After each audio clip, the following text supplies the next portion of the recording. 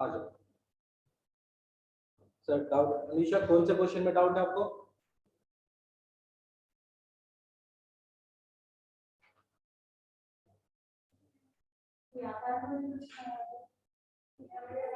ठीक है, कौन से क्वेश्चन में डाउट है अनीशा?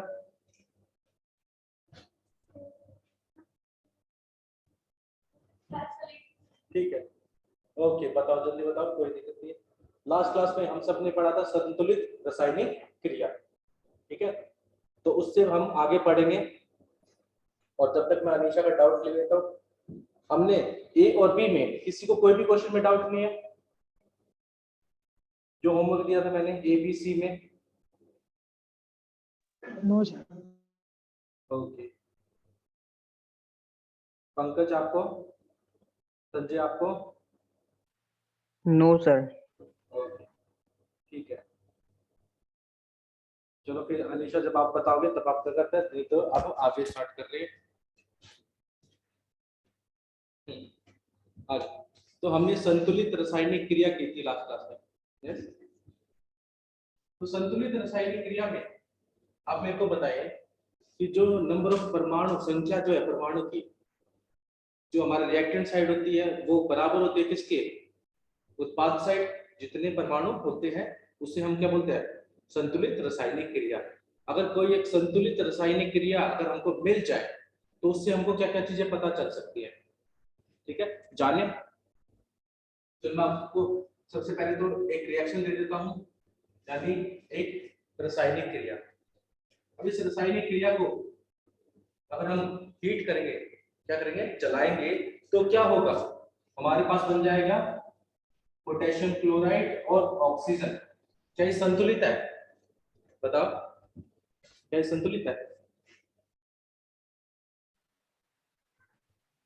नो फिर सर। अगर देखें, नो। नहीं है संतुलित, बिल्कुल नहीं है। क्यों नहीं है? क्योंकि यहाँ पर देखोगे एक पोटेशियम का, एक क्लोरीन का और 3 ऑक्सीजन के परमाणु है।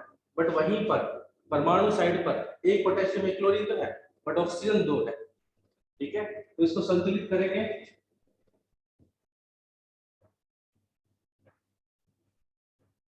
हाँ हो जाएगा, ये हो गया हमारा संतुलित। अब इस संतुलित रिएक्शन से, ठीक है, तो हम क्या क्या पता कर सकते थे? सबसे पहली चीज, इसके कितने मोल होंगे? 2 मोल। टूटकर कितने मोल पोटेशियम क्लोराइड के बना रहे हैं? 2 मोल बना रहे हैं। टूटना मतलब यहाँ पर विभाजन की बात कर रहे हैं। वहीं पर ऑक्सीजन की कितने मोल बनेंगे, कितने अणु बनेंगे? पहले तो मोल बात करेंगे तो मोल तो बनेंगे सर 3। तो ये थी मोल के बारे में बातें। जब हम बात करेंगे किसकी? द्रव्यमान की। द्रव्यमान के तौर पर इसका कितना होगा? 122.5 ग्राम, ठीक है। अगर ये अभिकारक का द्रव्यमान है, ये टूटकर किसमें बनेगा? Potassium chloride. इसका द्रव्यमान कितना हो जाएगा?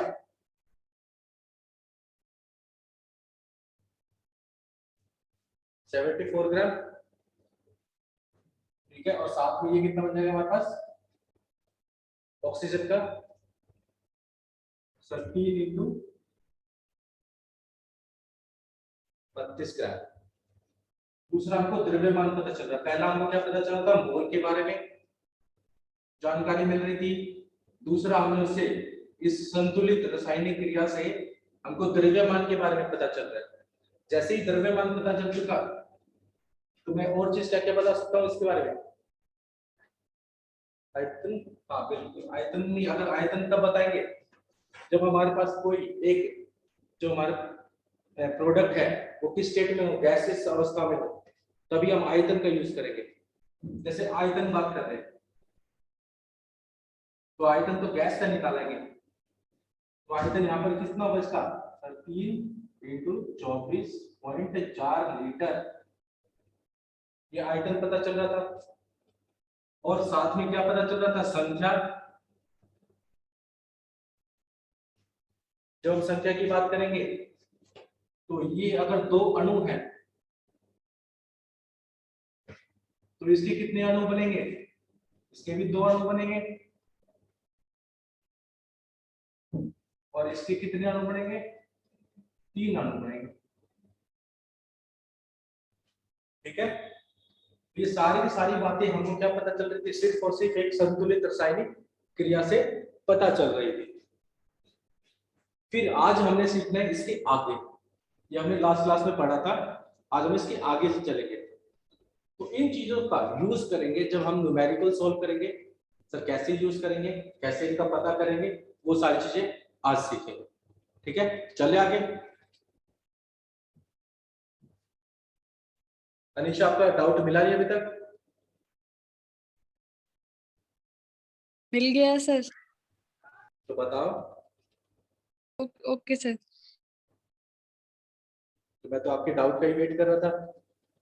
A4, A5, A6, A7 and A8 का कैलकुलेशन नहीं आ रहा था सर। A4, A5, A6 और A7 A7। एंड 8 का सॉल्व कर लिया था बट कैलकुलेशन नहीं आ रहा था, पता नहीं ठीक है, मिस्टेक कर रही थी कुछ। कैलकुलेशन। ओके, और कौन से क्वेश्चन में डाउट है? B1, B4 and B7। A4 and B7 और C में? यस सर, सभी सीख किया नहीं मेरे को। कल वाला उस दिन का कॉन्सेप्ट थोड़ा मेरे क्लियर नहीं था, मेरे से आ नहीं रहा था। चलो कोई दिक्कत नहीं, ठीक है, नेक्स्ट क्लास में देख लेंगे वो भी चीजें। चलो तो हम ये सारे क्वेश्चन एक बार देख लेते हैं। ठीक है, तो मैं इसको मिटा देता हूँ और फिर हम इसके क्वेश्चन देख लेते हैं।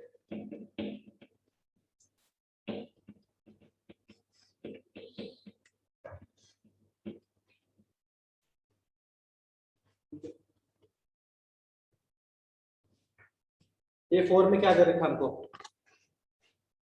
अगर हम देखेंगे क्वेश्चन नंबर A4 में दे रखा है यौगिक C6H12O6, यानी किसका है? ग्लूकोज है, ग्लूकोज की बात कर रहे हैं, और उसका एक अणु भार कितना होगा? ये तो सिंपल सा क्वेश्चन है, हमारे पास ध्यान से कोई दिक्कत नहीं है। सर ये वाला नहीं, ये तो मैंने कर लिया है। तो फिर मैंने तो रेजो सर से किया था। मेरे पास क्वेश्चन मॉड्यूल। क्वेश्चन का हिंट बताना क्या था? लैंग्वेज? सर मैं ग्रुप पे सेंड कर दूं? ठीक है, आप सेंड कर दो मेरे को, या तो ग्रुप पे या फिर सर व्हाट्सएप कर दो। ठीक, ओके। वैसे अगर इसका एक अणु का भार निकालना हो तो कैसे निकालेंगे, बताए मेरे को? एक अणु का भार, बाकी सब भी बताए।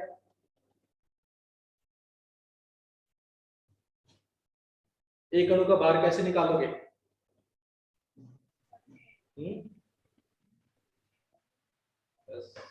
पंकज, संजय।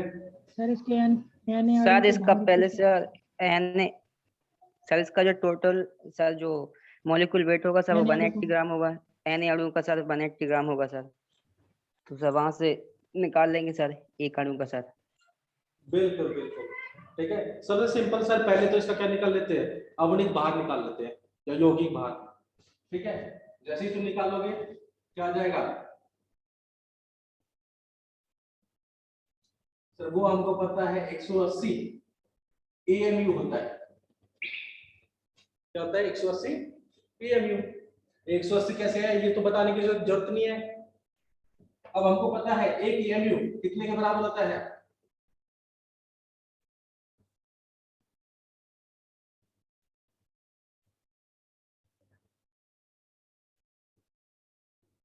कितने के बराबर होता है? सॉरी, 27 होता है, 27।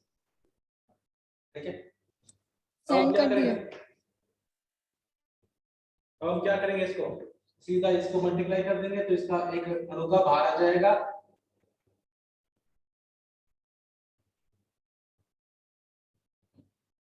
देख लेता हूं।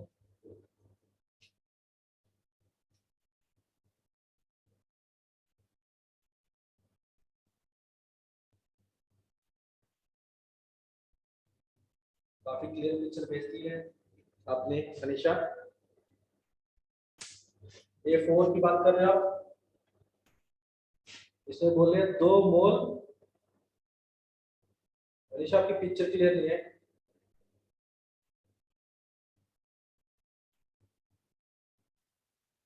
बेटा पिक्चर सर क्लियर मैं नहीं है इसकी। हाँ बोलो अनीशा। सर मैं क्वेश्चन रीड कर दूं? हाँ एक बार क्वेश्चन रीड कर दो, वो ज्यादा अच्छा रहेगा। Okay okay sir. ठीक है, बताओ क्वेश्चन क्या है।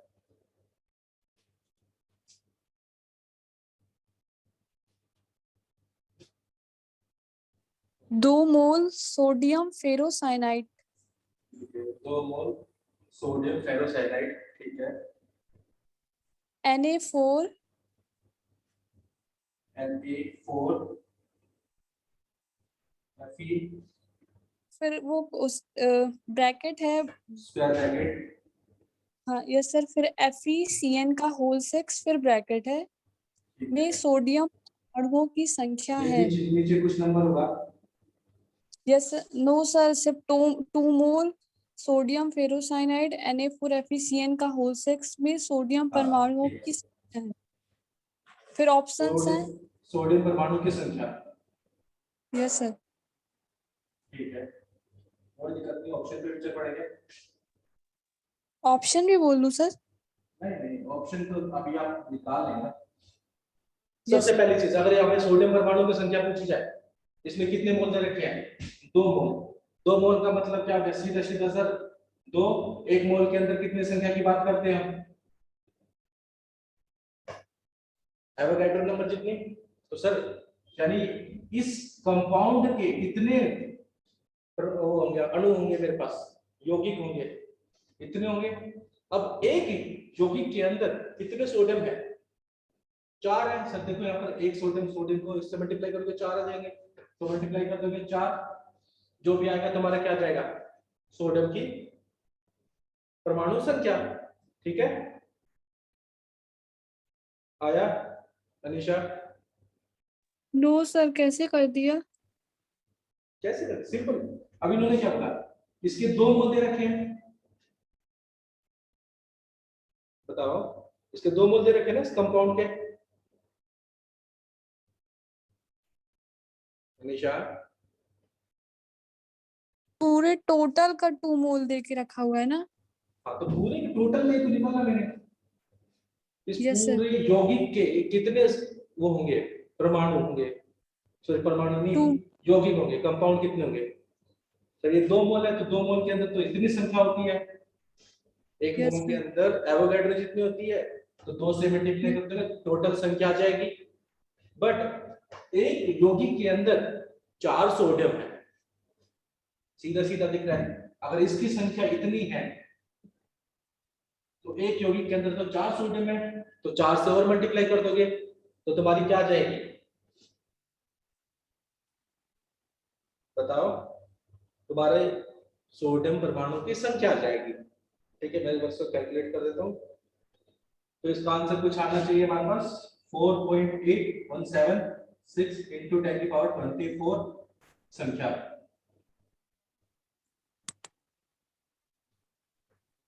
बताओ निशा, ऐसा कोई ऑप्शन है? Option number D yes sir है। वही आंसर है। सर मेरे समझ में नहीं आ रहा, टोटल का कैसे सोडियम पे कर दिया? देखो पहली बात तो उन्होंने हमको बोला कि मान लेते हैं हमारे पास 2 मोल क्लास है, क्या बोलते हैं क्लास, क्लास जैसे तुम बच्चों की क्लास होती है, ठीक है, 2 यस मोल सर। क्लास है। तो 2 मोल क्लास का मतलब क्या हुआ कि एक मोल के अंदर कितनी संख्या होती है? 6.023226। तो 2 मोल क्लास का मतलब ये संख्या को कितने से मल्टीप्लाई करते हो? 2 से। 2 से। अब मैं बोल रहा हूँ कि ये निकाल गई नंबर ऑफ संख्या आ गई किसकी? क्लास की संख्या। अगर मैं बोल दूं इस क्लास के अंदर, हर क्लास के अंदर 10 बच्चे हैं, कितने बच्चे हैं? 10 बच्चे हैं। तो बताओ कितने बच्चे हैं हमारे पास total? Total number of class ये है हमारे पास, इसको 10 से मल्टीप्लाई कर देंगे तो टोटल नंबर ऑफ बच्चे आ जाएंगे हमारे पास। Yes sir. तो वही चीज हमने किया। इन्होंने क्या बोला? 2 मोल दे रखे हैं इस कंपाउंड के, तो 2 मोल का मतलब कितने कंपाउंड के मॉलिक्यूल होंगे हमारे पास, अणु होंगे? 2 into Avogadro number, yes sir. और एक कंपाउंड के अंदर, एक यौगिक के अंदर कितने सोडियम के एटम दिख रहे हैं हमको? 4. 4। तो टोटल नंबर से मल्टीप्लाई कर दूंगा इसको, जितने भी हमारे क्या होंगे यौगिक होंगे उससे 4 से मल्टीप्लाई कर दूं, तो उतने क्या है परमाणु किसके? सोडियम के। ठीक है। Okay sir. दूसरा क्वेश्चन बताओ, तुमको भी समझ में आएगा? ठीक है। दूसरा क्वेश्चन बताओ। बाकी सब पंकज संजय आपको? Yes sir. अभी सर, नेक्स्ट क्वेश्चन में क्या दे रखा है? A5 में A5 दिया हुआ है 1.4 अज्ञात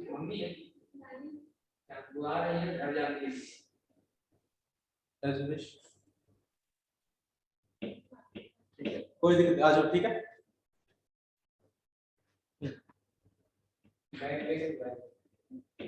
ठीक, आ जाओ।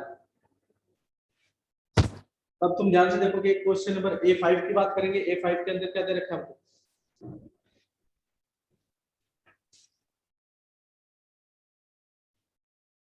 अनीशा, A5 के अंदर क्या दिया हुआ है? सर बोल रही क्वेश्चन ठीक है, बताओ। 4.4 ग्राम. सर आवाज आ रही है मेरी? हाँ, आराम से बताओ, आप टेंशन सर मत बताओ। 4.4 ग्राम अज्ञात गैस का STP पर आयतन 22. ठीक है, नहीं, अज्ञात गैस दे रखी है सर एसटीपी पर। STP पर आयतन हाँ, 2.24 ठीक है। लीटर है, हम्म, तो गैस हो सकती है. कौन सी गैस हो सकती है ये पूछा जा रहा है आपसे। Yes sir. ठीक है, यस बहुत सर. सिंपल है। संजय, पंकज, ट्राई करना चाहोगे? कोई दिक्कत नहीं अनिशा, डाउट सबकी होती है, आपकी भी है। सर क्लियर हो गया. यस सर, क्लियर है सर। ये तो बताओ तो सही, मेरे को पता है दोनों क्लियर है। आंसर कैसे आएगा सर इसका? पहले सर मोल्स निकाल लेंगे सर। मोल्स कैसे निकालोगे? सर इसमें सर 22.4 से सर इसमें सर डिवाइड कर देंगे सर इसको सर। किसको डिवाइड करेंगे? सर ये ये क्या दे रखा है आयतन को आपको? सर आयतन को सर, ये वॉल्यूम को सर। तो अगर आपको ये आयतन दे रखा है तो हम मोल निकाल यस सकते हैं। हाँ, तो बिल्कुल निकाल सकते हैं। तो हमारे पास क्या दे रखी है? गिवन मोल कितना दे रखा है? गिवन लीटर, सॉरी, आयतन। तो ये तो हमारा दे रखा है 2.24। तो हमारे क्या है 2.24 लीटर है टोटल। एक मोल के अंदर कितने होते हैं? 22.4। तो ये हो गई क्या हमारी मोल। ठीक है, जैसे ही हमारा मोल आ गया, हमको पता है गिवन मास दे रखा है, गिवन द्रव्यमान। ठीक है, अब गिवन द्रव्यमान से मोल कैसे निकालते हैं? सर हम क्या करेंगे, इसका अवनिक द्रव्यमान से इसको भाग दे देंगे। तो क्या आ जाएगा? मान लेते हैं इसका अवनिक द्रव्यमान x है, मुझे नहीं पता, कुछ तो होगा, x मान लेते हैं। ठीक है, और उसको डिवाइड करेंगे, यानी 4.4 को भाग देंगे x से, तो ये भी मोल आ जाएगा। और ये दोनों मोल बराबर होने चाहिए। क्या x की वैल्यू यहाँ से निकाल सकते हो? हाँ, निकाल सकते हैं। कैसे निकालोगे? 22.4 into 4.4 डिवाइड बाय 2.24। ठीक है, जैसे ही हम इसको करेंगे हमको क्या मिल जाएगा? चल इसको काटेंगे, ये 10 से कट जाएगा, ये 44 आ जाएगा। अब 44 अवनिक द्रव्यमान याद करेंगे तो 44 किसका होता है? अब तुम ऑप्शन में CO2. देखोगे CO2 का होता है, NO2 ठीक का है, होता है सर, और NO2 का होता है। N2O का. इन N2 दोनों का, सर, N2। यानी वो जो हमारी अज्ञात गैस है, या तो वो कार्बन डाइऑक्साइड होगी या N2O होगी। ठीक है,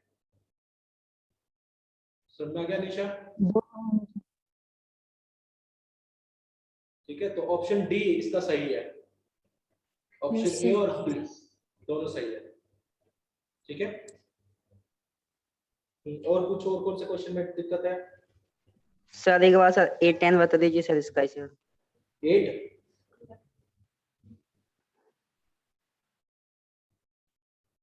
कौन सा Sanjay? Sir A10 sir. A10 तो इसमें है ही नहीं, मॉड्यूल में होगा क्या? हाँ A10 है। ओके, यदि एनटीपी पर वही वाला संजय, यस सर। ठीक है। तो ये तो बहुत ही इजी है, इसको भी ध्यान से समझो। ठीक है, मैं इसको समझाता हूँ, मिटा दो इसको, मिटाने में तो कोई दिक्कत नहीं। एक बार फिर से बताऊं, ठीक है। अब जैसे Yes, sir. मुस्कान समझो, यहाँ पर इस क्वेश्चन में क्या दे रखा है, हमको द्रव्यमान दे रखा है और वो गैस हमको पता नहीं है, अज्ञात गैस है। उस गैस का एसटीटी पर जो आयतन है वो 2.24 लीटर है, ठीक है, आयतन। अब आयतन से मोल निकाल सकते हैं सर, जितना आयतन दिया गया है उसको एसटीटी पर जितना आयतन होता है उससे डिवाइड कर देंगे, तो ये आ जाएगा हमारा मोल। अब गिवन द्रव्यमान से भी तो हम मोल निकाल सकते हैं, गिवन द्रव्यमान बाय में आवणिक द्रव्यमान, इससे भी मोल आ जाएगा। और ये दोनों मोल सेम होने चाहिए क्योंकि एक ही गैस के बारे में बात कर रहे हैं, ठीक है। तो यहां से x को हम क्या मान लें, आवणिक द्रव्यमान, तो x की वैल्यू निकाल सकता हूं यहाँ पर, तो वो कितने थे हमारे 44। अब उन्होंने पूछा गया था कौन कौन सी गैस है, तो ऑप्शन में इन दोनों गैसेस का जो आवणिक द्रव्यमान आता है वो कार्बन डाइऑक्साइड और NO2 का 44 होता है, तो ये दोनों गैस हो सकती है, इन दोनों को इसमें से कोई सी एक, ठीक है। संजय A10 की बात करते हैं, ठीक है। आ जाओ A10 देखो,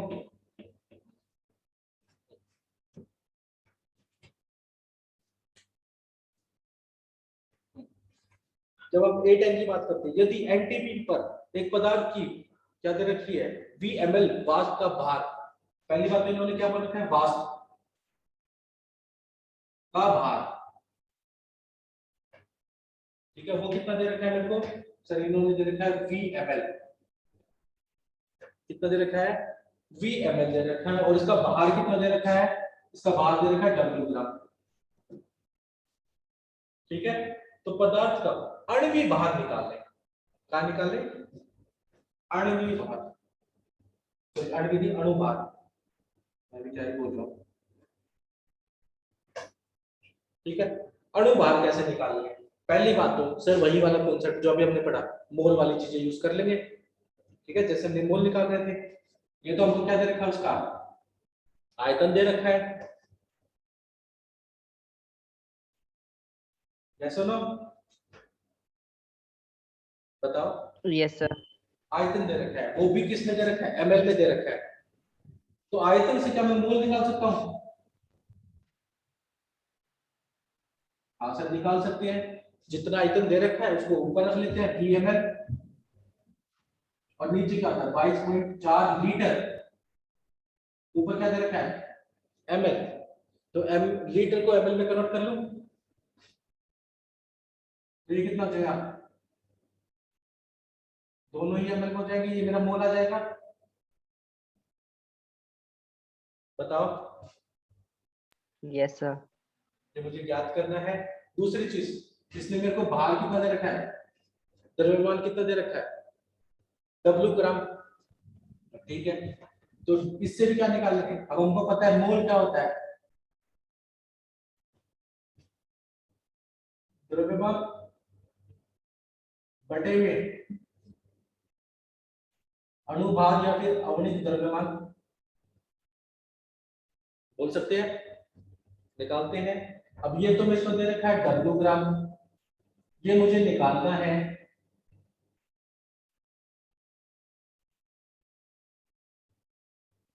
ठीक है। और मोल, मोल में यहाँ पे मेरे को पहले से ही पता है, तो इसकी जगह पे ये पुट कर देता हूं, तो ये क्या जनाब,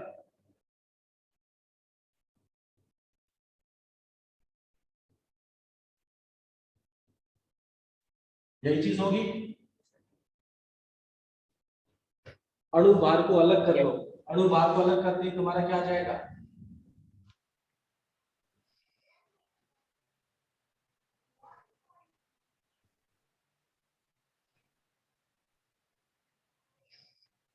यही आएगा,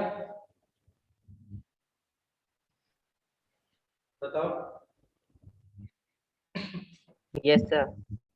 आंसर भी यही हो गया फिर हमारा। ठीक है, सारा सर ये गेम तो बीच एनटीपी का मोल का है, मोल का है। एनटीपी एसटीपी में ज्यादा फर्क नहीं होता। एसटीपी 1 एटीएम होता है और एनटीपी 1 बार होता है, तो अप्रोक्सीमेटली हम सेम ही मान के चल रहे हैं कभी। ठीक है, यहाँ ओके तक सर। क्लियर। और कौन से क्वेश्चन में अनीशा? सर क्या होता है एनटीपी और एसटीपी पर डिफरेंस? एसटीपी मानक ताप और दाब, यस एनटीपी नॉर्मल सामान्य ताप और दाब। Yes sir. एनटीपी एसटीपी में जो हमारा टेम्परेचर होता है वो 273 केल्विन होता है। ठीक यस है, सर। और जो दाब होता है वो 1 एटीएम होता है।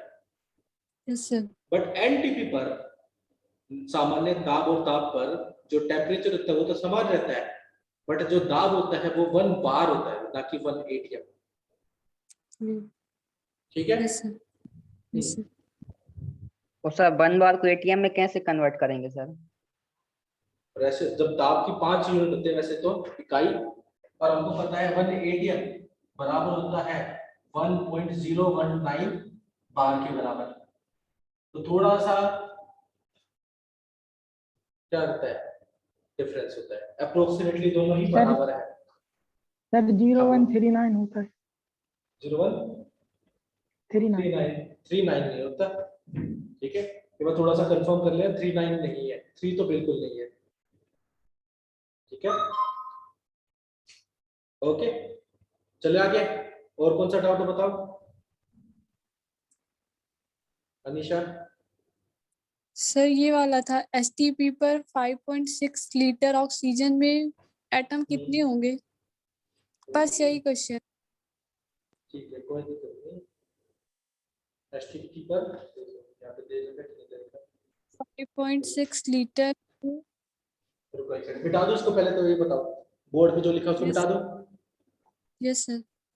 ठीक है।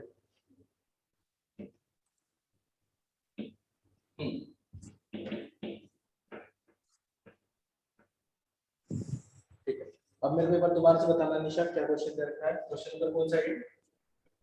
सर A5 है। नो सर A6 A6 है। A6 क्या दे रखा है इसमें?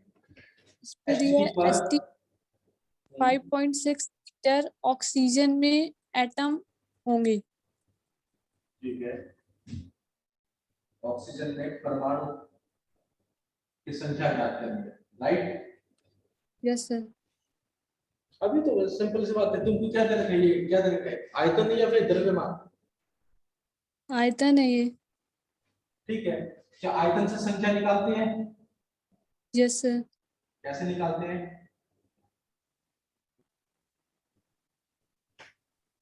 सर नहीं, वो थोड़ा सा दूर चला गया, वो नहीं आ रहा है ना, कोई दिक्कत नहीं। आयतन से तुम मोल तो निकाल सकते हो अनीशा, यस सर। यस और सर। मोल से संख्या निकाल सकते हो। Yes sir. तो कैसे निकालेंगे, मैं थोड़ा सा करके बता दें, क्योंकि वैसे तो मैं हाँ बोल दूंगी, पर जब मैं खुद करने बैठूंगी तब मेरे को डाउट आ जाएगी। तो उस केस में हम क्या करेंगे, पहले ऊपर लिख लेंगे 5.6 लीटर, नीचे 1 मोल के अंदर होता है 22.4 लीटर। तो ये मेरे पास मोल आ गए, और मोल से संख्या Yes. निकालनी है, और 1 मोल के अंदर कितनी संख्या होती है? 6.02 into 10 to the power 23. तो मल्टीप्लाई कर दो।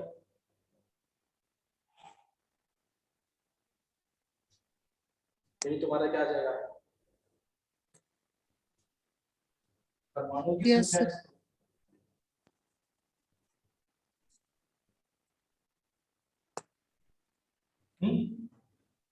इसको Yes, sir. करोगे 30 के आसपास आएगा, ये 22 है, अप्रोक्सीमेटली 1 कुछ होगा, 1 समथिंग समथिंग 10 की पावर 23।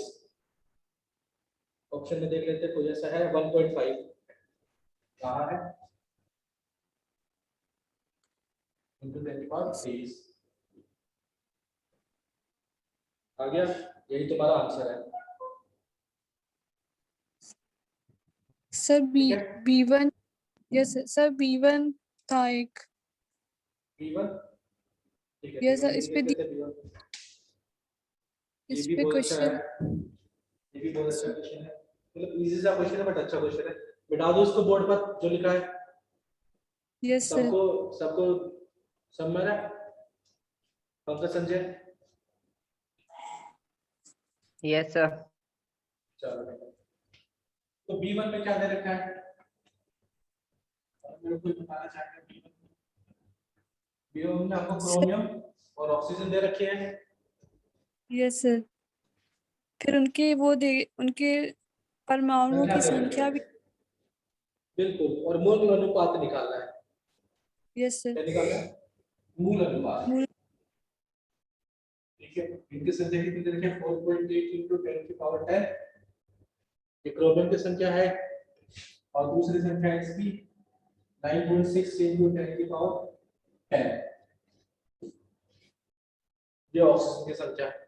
वैसे अगर डायरेक्ट आंसर देखना है, सर टाइम वेस्ट नहीं करना, काहे संख्या है तो फॉर्मूले में भी यही संख्या क्या होगी, इनका रेशियो रहेगा। रेशियो यानी अनुपात। अगर इनका अनुपात निकालोगे तो क्या आएगा? 1/2। 4.8 into 10 की पावर 10 और ये 9.6 into 10 की पावर 10। ये कट जाएंगे, ये काटोगे तो 1/2 यानी C। अगर इसका मूल अनुपाती सूत्र निकाल लोगे तो वो कितना आ जाएगा इसका, और यही हमारा आंसर है। यस नो अनिशा, समय है क्योंकि उसने मूल अनुपाती पूछा है। अब अगर मूल अनुपाती है, ठीक है, कौन सा पूछा है? मूल अनुपाती। अगर ऑप्शन सी भी देखोगे तो सर ऑप्शन सी भी तो सही हो सकता था क्योंकि रेशियो तो उसमें भी, अनुपात तो उसमें भी सही है, 2 क्रोमियम के लिए 4 ऑक्सीजन। बट हमने बी को ही क्यों टिक किया, सी को क्यों नहीं टिक किया? अनिशा आपके लिए क्वेश्चन है, बी को क्यों टिक किया, सी को क्यों नहीं टिक किया?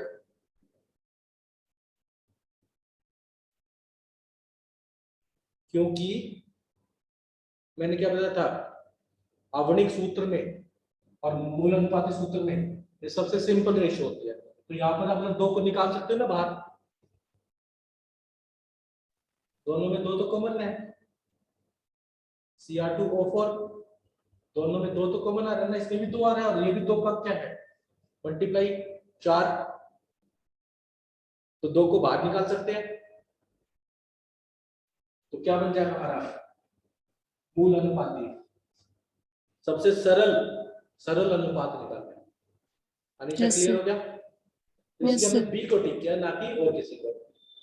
Yes. ठीक है, वैसे इस क्वेश्चन को अगर टेक्निकली प्रॉपर तरीके से देखा जाए, ये संख्या तरह की थी, संख्या से मोल निकालते, मोल का क्या अनुपात निकालते। बट सर संख्या तो दोनों में सेम होगी, एवोगैड्रो नंबर तो दोनों में सेम आएगा, डिवाइड करके फायदा क्या, तो हमने डायरेक्ट इसको कर दिया। ठीक है, और पूछो अनिशा।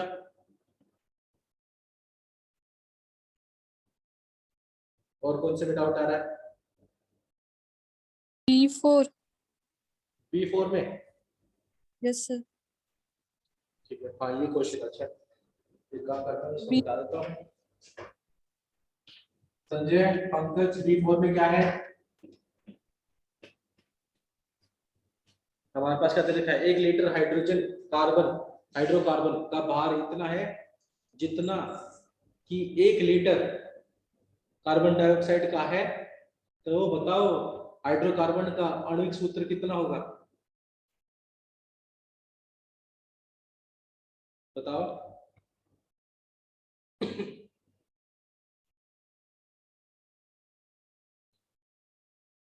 पता करें। सर ए ऑप्शन आ रहा है इसका। ऑप्शन ए तो आ रहा है, कैसे आ रहा है वो बताना ना। तो इन्होंने क्या क्या दे रखा है पहले तो वो बताओ पंकज।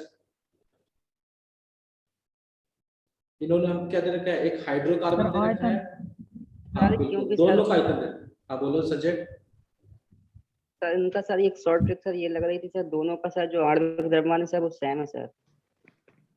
आणविक द्रव्यमान CO जैसे CO2 का और CCH8 का सर,